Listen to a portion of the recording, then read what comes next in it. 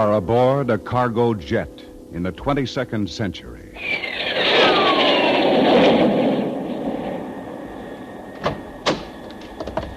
Here's a man we had trouble with in the hold, Lieutenant. What's his complaint? Well, he claims he's Mitchell Courtney, a copysmith star class with the Fowler Shock and Advertising Company. He says he's been shanghaied aboard this jet. Roll up his sleeve. Let's see his Social Security tattoo. 1304-9974-1416-156-1877723. Liar! Get him out of here. If he's with Shock and Advertising, he'd have a low number. Can't you see it's been altered? Let me use the radio and talk to Mr. Shock and himself. Where from, Mr. Courtney? The dead? Take a look at this copy of today's New York Times, dated February 17th, 2157. Mitchell Courtney, head of the Venus rocket project at the Fowler Shock and Advertising firm, has been found dead in Little America. Now, wait a minute. A man by the name of Matt Runstead knocked me out there. But can't you see that I'm alive? I am Mitchell Courtney. You can prove that after 10 years. 10 years? My manifest shows that you're not an advertising man. You're only a consumer named George Groby. You've signed up for 10 years' labor in Costa Rica. And those 10 years begin as soon as this jet sets down. Take him back to the hold.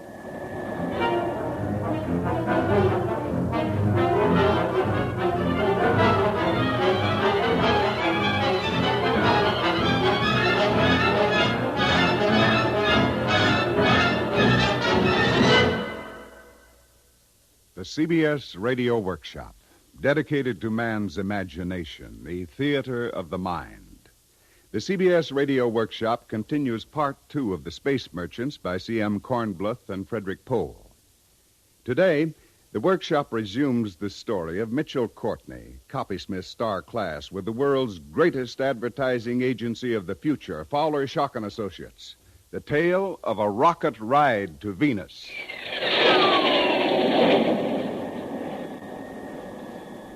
I lay on my filthy bunk in the hold of the cargo jet, trying to think of a way to get back to New York.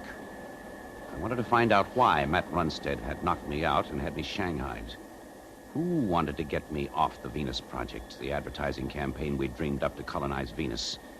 I wanted to get back to my wife, Kathy. But there was nothing I could do until this cargo jet landed in Costa Rica.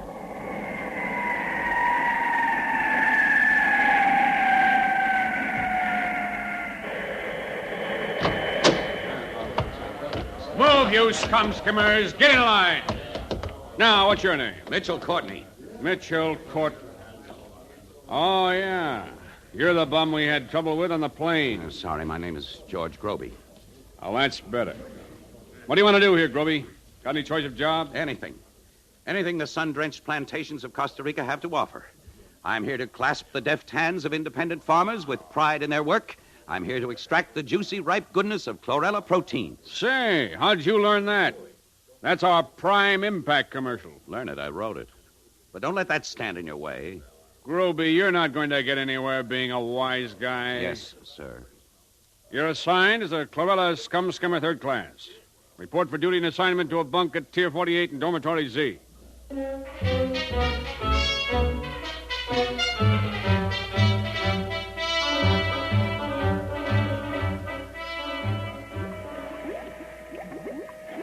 heart of chlorella products is a strange, glutinous, ever-growing organism called Chicken Little. It provides 1/3 of the world with the protein that replaces old-fashioned meat. It grows in huge, sweating vats. And only the constant slicing keeps it from overgrowing and covering Costa Rica and its neighbors, or in time, the face of the earth. I had written of its delights many times in the agency, but I now came to know it at first hand. I was assigned to skim the scum which dripped from its sides. She stinks pretty bad, don't she, Jorge? She's high, Herrera, she's high. But she's beautiful, Chicken Little, Jorge? Well, she's pretty awful. Jorge, this is the first time I ever hear you say the advertisements are wrong. Go into town with me tonight, Jorge? I'd made one friend, a master slicer named Herrera. He'd been aloof and standoffish at first, befitting his high station, but now he'd befriended me, done me a lot of favors. I didn't know why until that night we went on the town to a dark, almost empty cafe.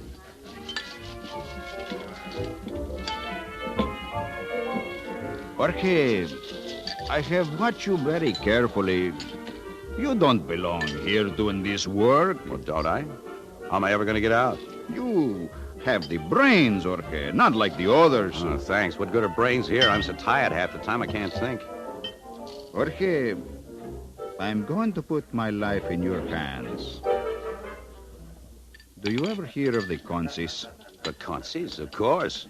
You know what the Consis stand for? Sure, World Conservation Association. I mean their ideas. Oh, I know you have heard they are dangerous. They want a revolution. They want to go back to the old ways. Real meat, real grains, and fruits. They want a break for the consumer, they say. Nothing in packages, nothing tested and guaranteed. Do you think they are so wrong? After 6 months here? Here, Jorge, take this pamphlet. Read it. Then talk to me again, hmm? Or denounce me. I am not afraid.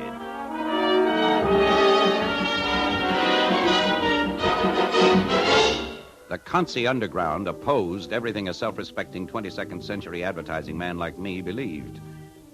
I would have denounced Herrera to the Chlorella authorities the next day, except for one thing. If I joined the Consis first, if I learned their organization and secrets, I'd have a better bargaining position in getting back to New York. I joined them.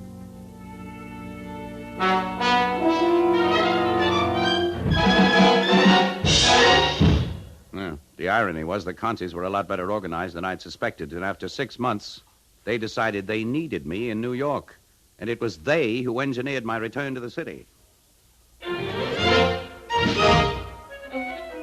I returned to New York on a secret mission for the Consis. 2 weeks after being in New York, I got the secret sign to attend a Consi meeting at the Metropolitan Museum. As my first taste of luxury in more than a year, I hailed a Cadillac pedicab and told the driver to take me to the Metropolitan Museum. You can't do better than to visit the Metropolitan Museum, mister. World's greatest masterpieces. Don't miss the painting on the first floor. It's called I Dreamed I Was Ice Fishing in My Wonder-Form Bra. I read it, brought $1.5 million. Not a cent less. And don't miss the theatrical collection. They got Dancing Cigarette. Say, you mind if we stop a second? These new Cadillac cabs are hard to pedal. Okay, get out. Oh, no, you don't. What's the idea of the gun? I recognize you when you walked out of Grand Central, Mr. Mitchell Courtney. What do you want with me? I want you to get out of the cab and come with me to the Taunton Agency. They've offered a big, fat, juicy reward for anybody who'll bring them the inside story of Fowler Shocken's Venus Rocket Project. And you're the boy who headed it up. So you're the boys who shanghaied me and got me off the project. No, we're not. I don't know who did. But we're sure glad we found you. The boy with all those nice secrets about colonizing Venus. Taunton wants those secrets. Come on, get out of here. Drop that gun. Drop it or I'll break your neck. I grabbed the gun and hit him behind the ear. Then I ran across Fifth Avenue and lost myself in a group of consumers on the sidewalk rolling back toward Shockin Towers. I jumped off and ran to the express elevator.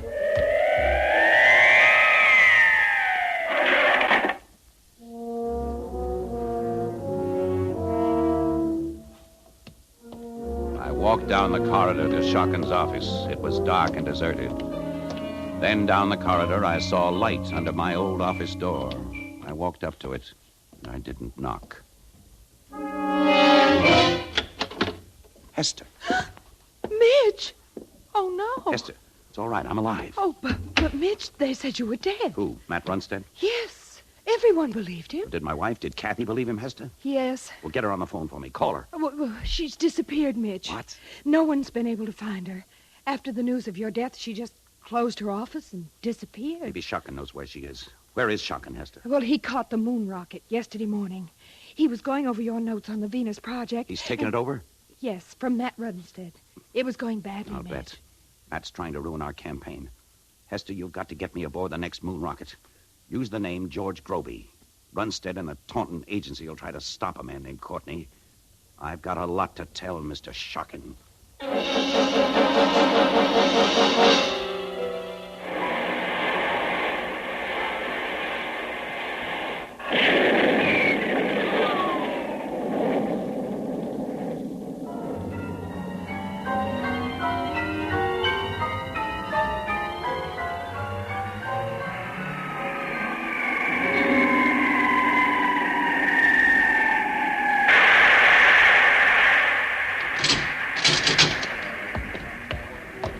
Passengers this way, please. We are now on the moon.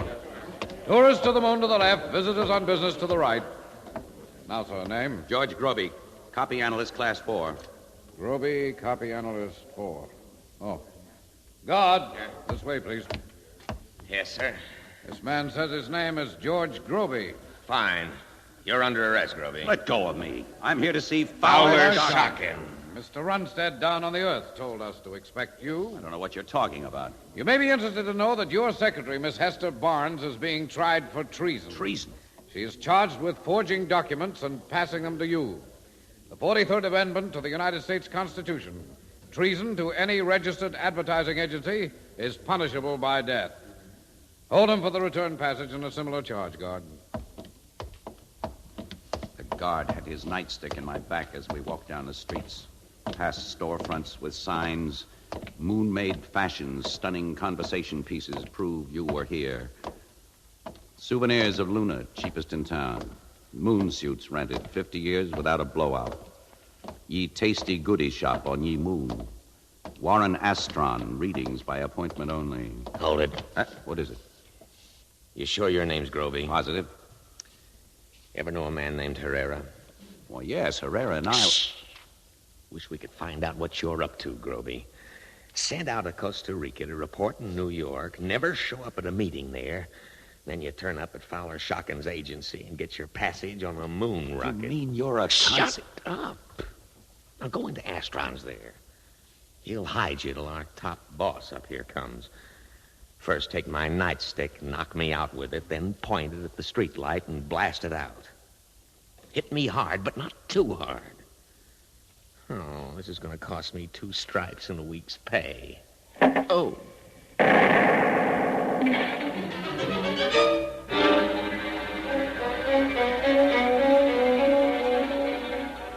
My Consi training was really paying off. Astron took me in stride, hid me in a room under his floor, gave me something to eat, and I fell asleep. I waked with a light pouring down into my face. You can come up now, Groby. The chief is here to see you. In that room back there. I'll see you're not disturbed. Thanks.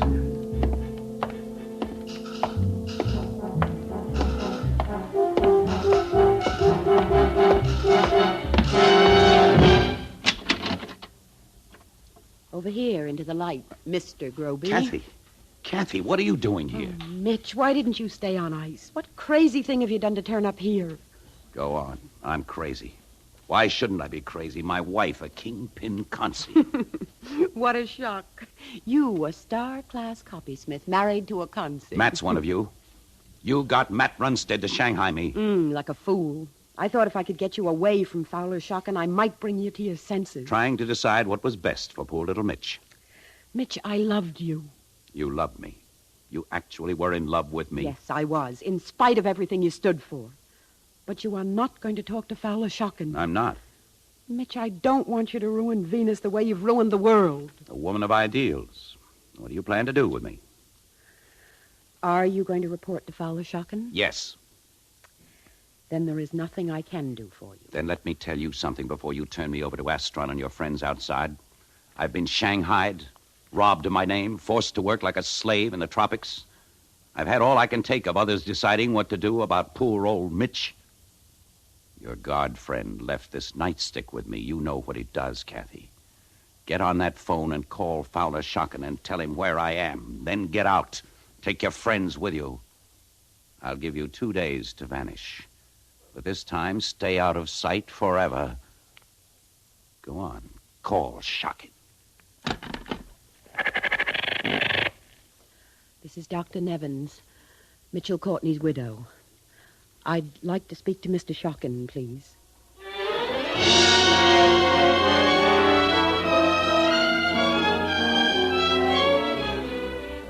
Mitch, my boy, I'm going to fatten you up and turn Venus section back to you. You know my policy. Find a good horse, give him his head, and back him to the limit. You've never let me down. And Venus section's in rotten shape. Nobody's applying for space on the Venus rocket. The whole campaign's at sea. The indices are down to 3.37 for North America. They should be 4 and rising. We've got to get those 1,800 consumers on board the Venus rocket.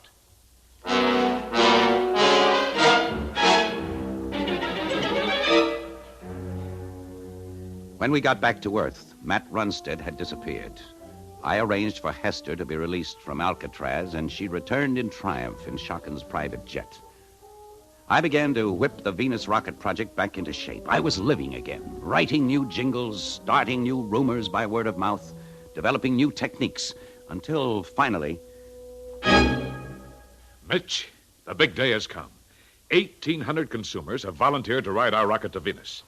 Now, I've arranged for Congress to meet tomorrow, and my boy, I want you to address them as Fowler Shockin's personal representative requesting a takeoff date.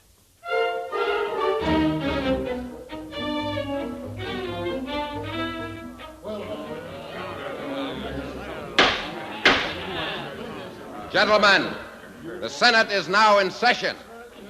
You all received a recording of the opening prayer last night. So let's hear from the senator from Chlorella Limited.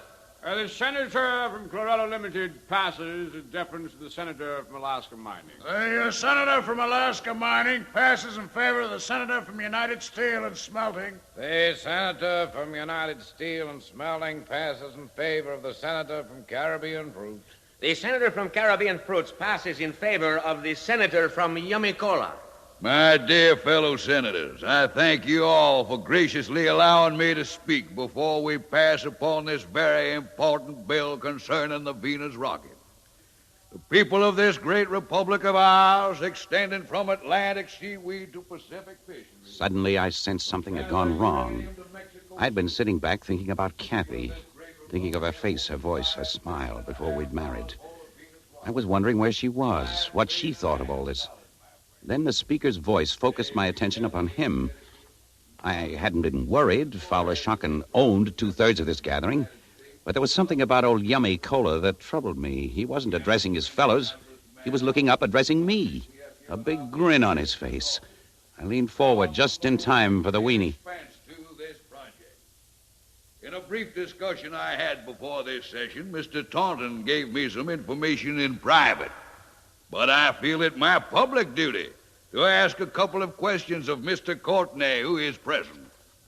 I would like to ask Mr. Courtney if the name of George Groby is familiar to him. I would like to ask if Mr. Courtney is George Groby. I would like to ask Mr. Courtney if, when he was known as George Groby, he was a member in good standing of the World Conservationist Association, known to most of us loyal Americans as the Consies.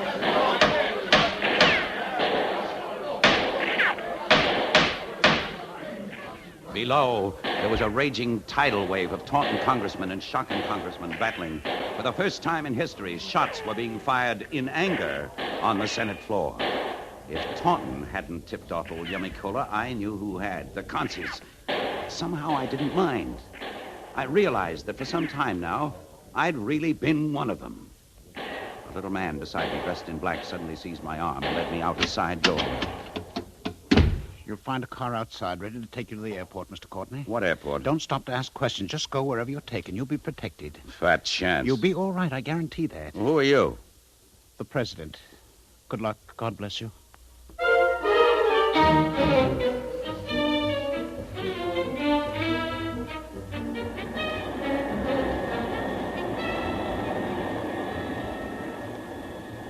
I had to admire that little man's courage.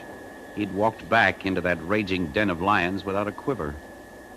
Aboard the jetliner, I wondered what would happen to him when they found out he'd sent me to safety. Or was it to safety? I tried to ask questions of the men aboard the liner, but they looked the other way and kept absolutely quiet.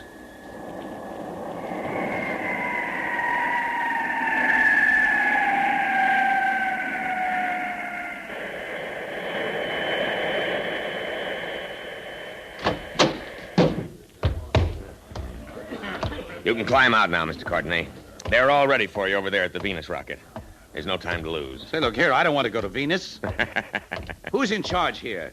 I won't go aboard that rocket. Everybody's aboard but you. Come on, Mr. Courtney. In you go. Last passenger, fasten him in for the takeoff. Last passenger, ready for the takeoff.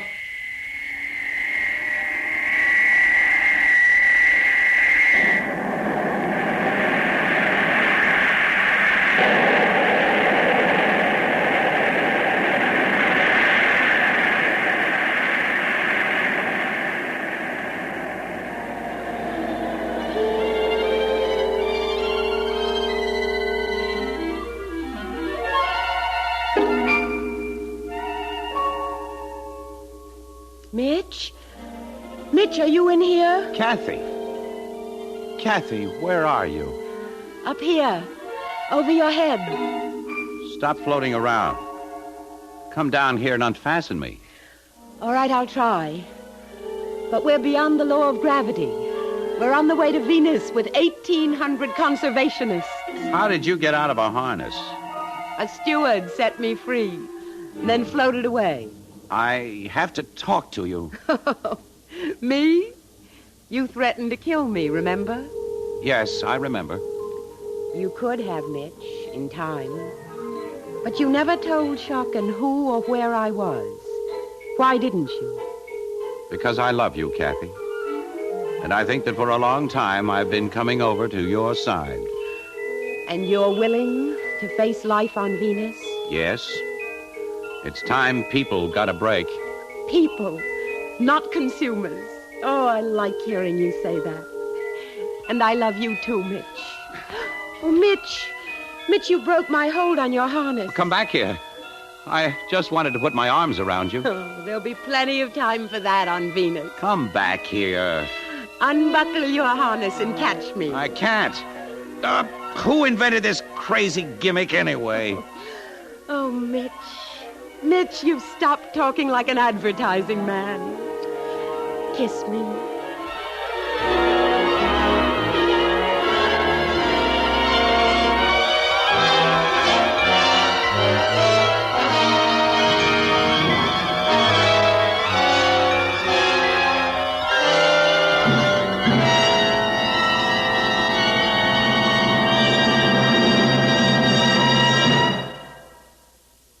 The CBS Radio Workshop has presented Part 2 of The Space Merchants, adapted for radio by Charles S. Monroe. Original music composed and conducted by Samuel Matlofsky. Produced and directed in New York by Paul Roberts. Stotts Cotsworth starred as Mitchell Courtney, Virginia Kay as Kathy. Others in the cast were Ralph Camargo, Leon Janney, Joseph Boland, Ian Martin, Jackson Beck, Ed Prentice, Joe Julian, Mary Patton, Bob Dryden, Ralph Bell, and Joe Helgeson. The sound effects were devised by Tom Buchanan and Tom Perkins. The engineer, Jack Katz. This is Ted Pearson inviting you to listen again next week when from Hollywood, the CBS Radio Workshop presents The Engine No One Loved. It's the story of a Civil War locomotive that wound up its career in a children's amusement park. This is the CBS Radio Network.